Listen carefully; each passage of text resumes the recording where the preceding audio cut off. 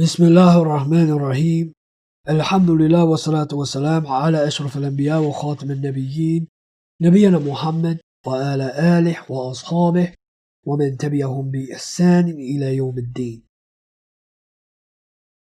Assalamu alaikum wa rahmatullahi wa barakatuh. I'm your brother Abdul-Lateef from both Arabic Virtual Academy as well as Abdul-Lateef.com. Today I want to talk to you about a hadith that I came across. The funny thing about it is that many of us have heard this hadith with one particular narration of this hadith. I found another one, or another narration of this hadith. And I wanted to share it with all of you.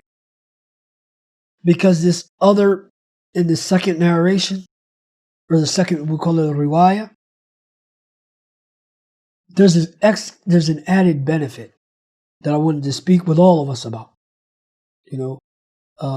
Because what I found about this particular riwayah was,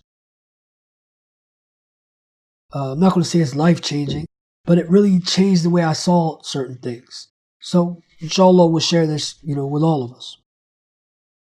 And this is that hadith where the Messenger of Allah, alayhi salatu wasalam, he said, Al-Muslim man salim al-nas min lisanihi wa yadihi. And in the other narration it says that the Muslim is the one who the Muslim is saved from, or the Muslimun are saved from his tongue and his hand. And this one it says the Muslim is the one who the people are safe from his tongue and his hand. So it's also this way. It's a little wide. The scope is a little wider. But that's not the part that I wanted to speak about today. So we say, okay, the Muslim is the one who the people are safe from his tongue and his hand. And before anybody, goes into talking about, this, that, and other, this is a hadith. This is in Sunan al-Nasa'i for any of you that might want to look it up. But the second part of this hadith, he says, wal mu'min. Now mind you, he talked about the Muslim in the first part. Now he says, wal mu'min man aminahu an-nas ala dima'ihim wa amwalihim. He says, and the believer is the one who the people, they trust him with their blood or their lives, wa amwalihim, and their wealth. Subhanallah. Look at this. We know that generally we use Muslim and Mu'min interchangeably. But we know, when we look at the statements of the scholars, when we talk about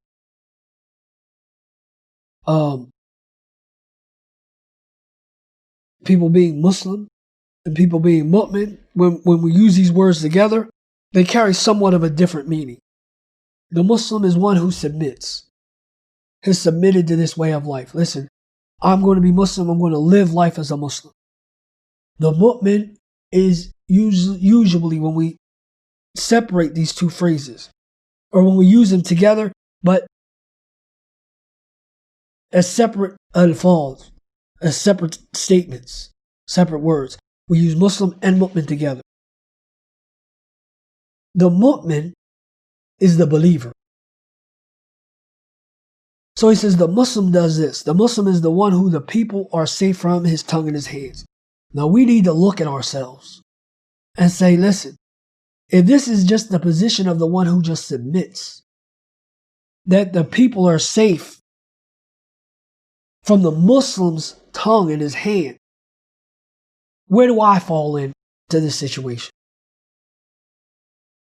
Are the people safe from my tongue and my hands? Because this is the position of the Muslim. Tayyib.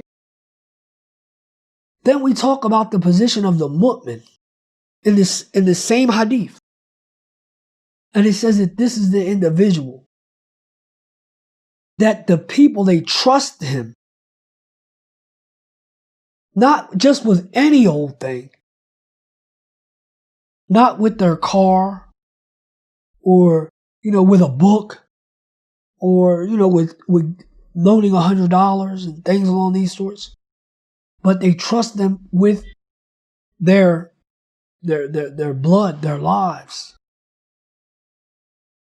And they trust them with their wealth in its totality.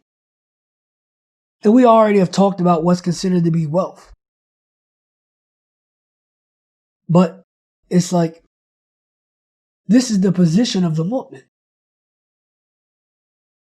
Now, a lot of us, we feel high and mighty and up on our high horses, we're better than these individuals and we're better than these individuals. Let's just take this one narration and see where our position lies. This situation of being a mu'min, he didn't say that this individual or their friends or, some of their family members trust them with their lives and their wealth. He said the people. Alayhi salatu wasalam. How many of us fall into this category? And what's even scarier is when we look at this position of the Muslim in here. And some of us can say, okay, well, we didn't know about the second part of this narration. Fine. What about the first part? Where the Muslim, and how many of us have said that the Muslim is the one who is safe, the Muslim is the one who, that the people or the Muslimun in another narration are safe from his tongue in his hand. Subhanallah. How many of us can say that the people are safe from our tongue and our hand?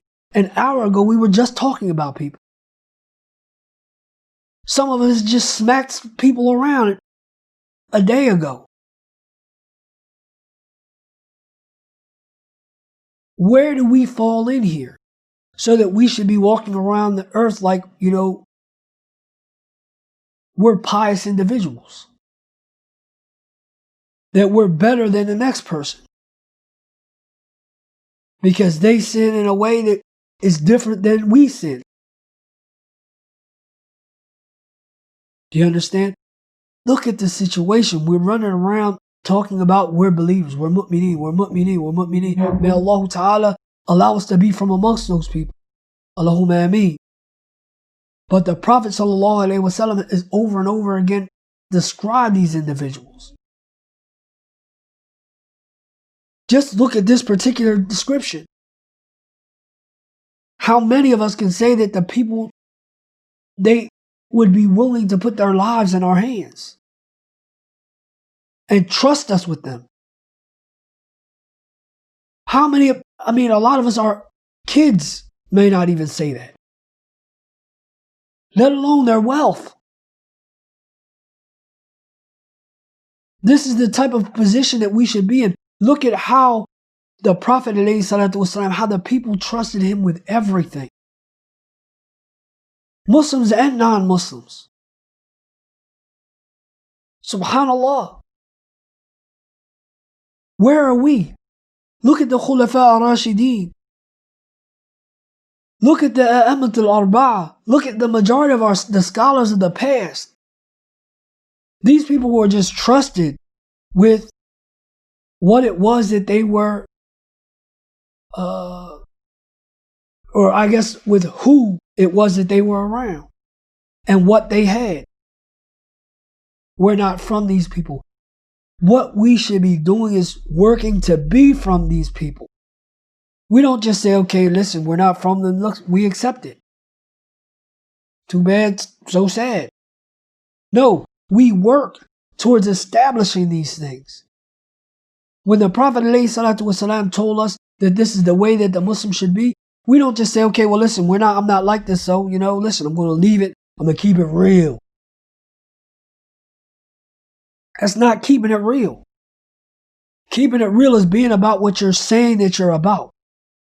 If you're saying you're about Islam, you're saying you're about submitting to the way of life that Allah has prescribed for you, then be about that.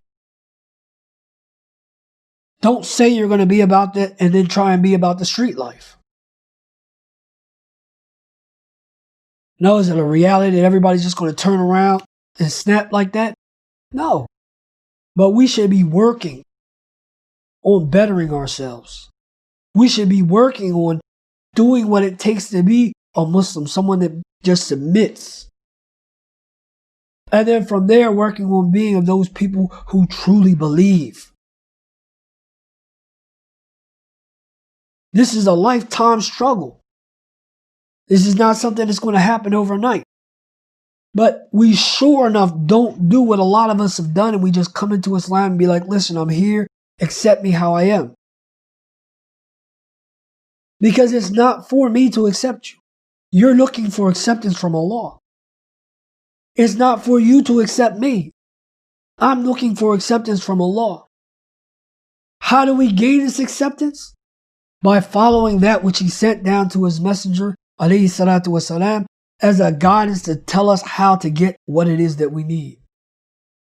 His acceptance and His forgiveness. Tayyib.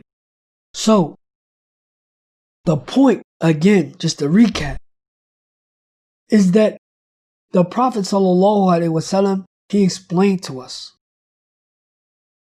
what we need to be doing if we want to be considered to be a Muslim. Not to say people that aren't like that are not Muslim. Don't even think that this is where I'm going with this. Because you have Muslims that may sin. You know, sin is not something that's restricted to certain types of people. Sin is something that's worldwide. It's a human thing. We're going to sin. But if you want to be the best Muslim that you can be, you need to work on fulfilling certain criteria. As well as you want to be a Muslim, a mu'min, a believer, you need to work on fulfilling certain criteria. And the Prophet ﷺ has laid it out. These are our goals. These are what we should be working on getting to. Not sitting still and saying, okay, I know that this is what I should be, but you know what? I'm cool right here. May Allah Ta'ala make us from those people who really strive in the cause of gaining His pleasure and His forgiveness and enter us into His Jannah. Allahumma ameen. سبحانك اللهم وبحمدك وأشهد أن لا إله إلا أنت وأستغفرك وأتوب إليك.